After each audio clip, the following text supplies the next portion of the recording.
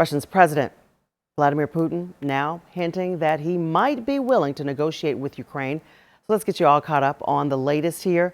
Today, the United Nations set to vote on condemning Russia's invasion.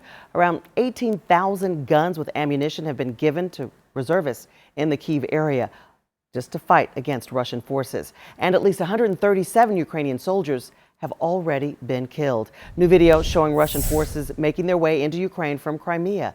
The situation on the ground evolving by the hour. We start today with CBS News' Natalie Brand for the latest from Capitol Hill. Ukrainian soldiers were seen running through the streets of Kyiv as Russian forces entered the outskirts of the capital city. The defense ministry urged citizens to take shelter and prepare Molotov cocktails and take up arms to defend their city. Ukrainian officials say they downed Russian aircraft. But President Volodymyr Zelensky says attacks are targeting civilian buildings and says his country is left alone to defend itself. President Biden held a virtual meeting with NATO leaders Friday morning, a day after announcing severe sanctions targeting Russian banks, oligarchs, and their families, as well as high-tech exports.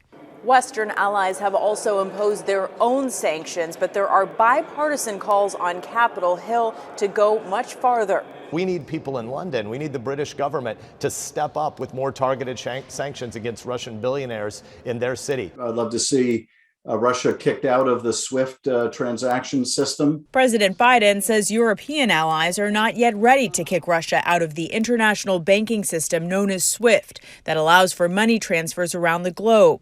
They also did not target Russia's energy sector, which is the largest driver of its economy. Since we haven't hit that, I think that Vladimir Putin right now sees weakness on the part of the West. A sentiment echoed by Ukraine's president, who says the response so far has not stopped Russia's invasion, which now threatens the country's capital. Natalie Brand, CBS News, Capitol Hill.